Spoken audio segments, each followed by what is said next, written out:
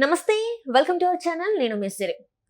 Visakha drugs కేసులో ఒక కొత్త ట్విస్ట్ వచ్చింది. అంటే ఇందులో ఏంటంటే ఇంటర్నేషనల్ అంటే ఒక విదేశీయుడు ఉన్నాడు అని చెప్పేసి అయితే మనకి వార్తలు వస్తున్నాయి. ఇందులో ఎంతవరకు వాస్తవం ఉందనేది మనకి చెప్పడానికి మనతో పాటు ఉన్నారు ప్రముఖ senior journalist, political analyst CS Rao గారు. నమస్కారం సార్. ఇప్పుడు చూస్తుంటే విశాఖ డ్రగ్స్ కేసు ఏంటంటే రోజుకు ఒక మలుపులు తిరుగుతుంది. ఇట్లా అట్లా అని మాట్లాడుతున్నారు. వీళ్ళ ద్వారానే ఇక్కడి వరకు వచ్చింది, వీళ్ళే చేశారని చెప్పేసి మాట్లాడుతున్నారు. కానీ ఈ క్రమంలో ఏంటంటే ఒక విదేశీయుడు పేరు తెరపైకి వచ్చింది. సో నిజంగా ఉన్నాడంటారా, లేకపోతే అది వీళ్ళు కల్పించింది అంటారా? ఇప్పుడు విశాఖ డ్రగ్స్ అనేది చాలా పెద్ద ఎపిసోడ్ అది. దాంట్లో సిబిఐ వాళ్ళు ఎంక్వైరీ చేస్తున్నారు. తొలి రోజుల్లోనే సిబిఐ వాళ్ళు వచ్చి ఇంటర్పోల్ నోటీస్ మేరకు వాళ్ళు సిబిఐ వాళ్ళు ఎంక్వైరీ చేసి విశాఖ ఓడరేవులో ఈ మొత్తం 25,000 కేజీల సంబంధించినటువంటి డ్రగ్స్ కనుగొన్నారు. దాదాపు 25 కేజీల పట్టేటువంటి ఒక బస్తాలు అంటే 1000 బస్తాలు పెద్ద ఎత్తున జరిగింది. దాదాపు 1,00,000 కోట్ల రూపాయల వాల్యూ ఉన్నటువంటి ఆ డ్రగ్స్ అని చెప్పి వినిపించింది. ఆ తర్వాత సీరియస్గా ఇన్వెస్టిగేషన్ జరుగుతుందని చెప్పి అనుకుంటున్న సమయంలో అక్కడ పొలిటికలైజ్ అయింది మొత్తం. అసలు దీని వెనుక తెలుగుదేశం వాళ్ళు ఉన్నారని చెప్పి వైఎస్ఆర్ కాంగ్రెస్ పార్టీ వాళ్ళు, కాదు వైఎస్ఆర్ కాంగ్రెస్ పార్టీ వాళ్ళు ఉన్నారని చెప్పి తెలుగుదేశం పార్టీ వాళ్ళు దీన్ని పొలిటికలైజ్ చేశారు ఫస్ట్ 2 days. అసలు ఆ ఇన్వెస్టిగేషన్ ఏం జరుగుతుంది ఏంటి అనే దాని మీద కాన్సన్ట్రేషన్ చేయలేదు పెద్దగా. దీంట్లో చాలా టిపికల్ అండ్ ట్విస్ట్ ఏంటంటే బ్రెజిల్లో ఈ ఓడ బయలుదేరింది నౌక. ఇది బయలుదేరి ఎక్కడికి వెళ్ళింది, ఎక్కడికి వచ్చింది, ఎప్పుడు రావాలి అనే దాని మీద ఇంకా ఇంతవరకు క్లారిటీ లేదు.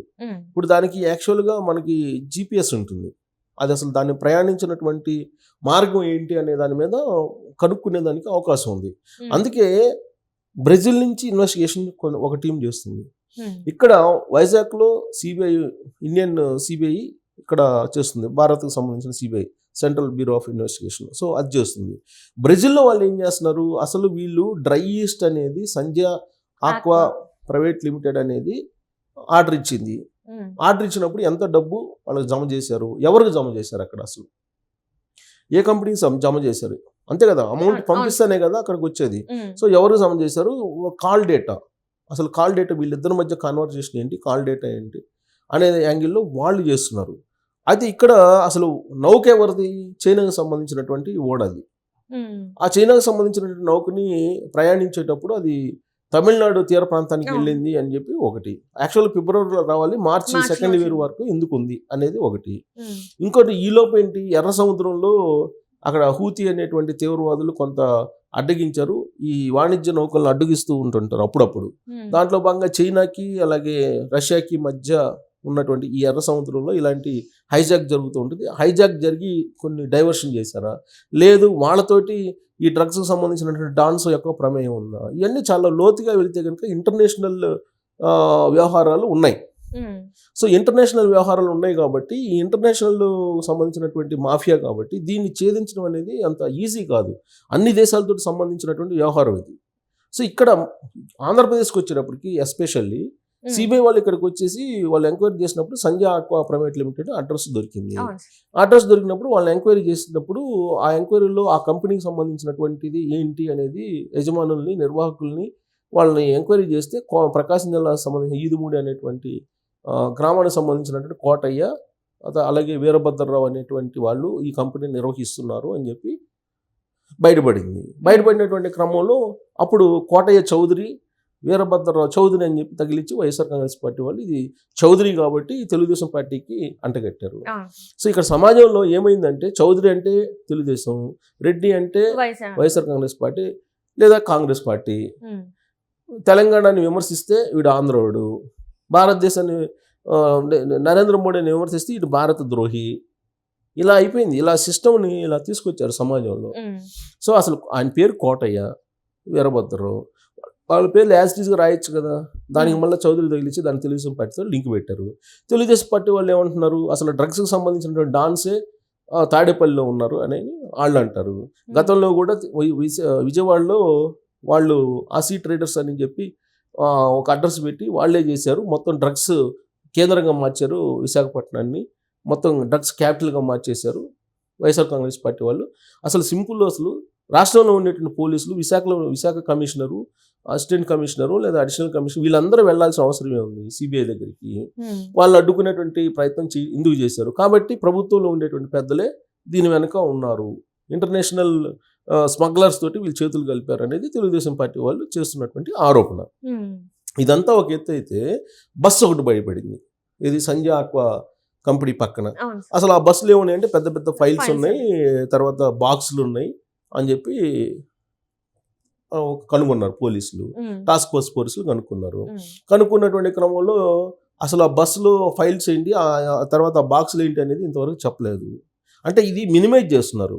అది లోకల్ పోలీసులు చేస్తున్నారా లేదంటే ఇంటర్నేషనల్ మాఫియా ఇన్వాల్వ్ అయిపోయి దాన్ని బయట రానియట్లేదా నిజాలు అనేది తెలియట్లా. బస్సును బాటికి బస్సు వదిలిపెట్టేసారు, బస్సు వెళ్ళిపోయింది. మరి ఆ ఫైల్స్ బాక్సులు ఏంటి, ఆ ఫైల్లో ఏమున్నాయి అని అంటే ఫైల్ సీజ్ చేసామని చెప్తున్నారు. తర్వాత సంజయ్ ఆక్వాలో పనిచేసేటువంటి ఎంప్లాయీస్ అందరి ఫోన్లు హ్యాండ్ ఓవర్ చేసుకున్నారంట సిబిఐ వాళ్ళు. అలాగే ఆ ఫోన్లో ఎవరెవరితోటి ఏం మాట్లాడారని ఇన్వెస్టిగేషన్ చేస్తున్నాము అని చెప్పి చెప్తున్నారు.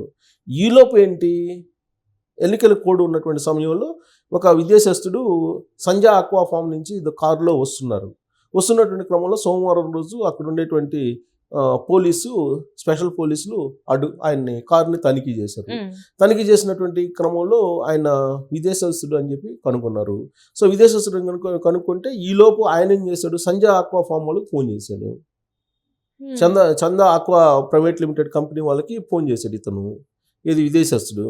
ఫోన్ చేయగానే అసలు సంజయ్ ఆక్వా వాళ్ళకి ఇతనికి ఏంటి సంబంధం అనేటువంటి యాంగిల్లో పోలీసులు ఇన్వెస్టిగేషన్ చేశారు. తర్వాత 3 hours తర్వాత సంజయ్ ఆక్వా వాళ్ళు వచ్చి అతన్ని విడిపించారు అని చెప్పి అంటున్నారు. అసలు ఆయన ఎవరు, విదేశస్తుడు, ఎందుకు సంజయ్ ఆక్వా ఫామ్కి వచ్చారు, అసలు ఈ సంజయ్ ఆక్వా వాళ్ళకి ఇతను విదేశస్తుడికి సంబంధం ఏంటి అనేది బయట పెట్టారు కదా పోలీసులు. ఏం లేదు, అదేం బయట పెట్టకుండా వదిలిపెట్టేసి దానికి సంబంధించిన రిపోర్ట్ ఏం చెప్తున్నారు ఇప్పుడు లేటెస్ట్ అనమాట. అతని పేరు ఏదో టాంగా అని, అతను ఏదో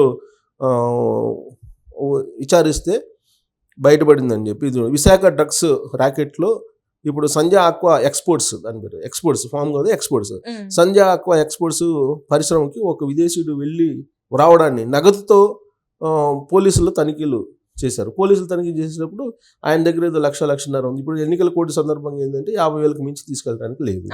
సో 1,50,000 ఉన్నాయి, మేము పట్టుకున్నాం 1,30,000 అని చెప్పి సీజ్ చేసామని చెప్తున్నారు. అంటే ఎంత దొరికిందో ఎంత సీజ్ చేశారో మనకు తెలియదు.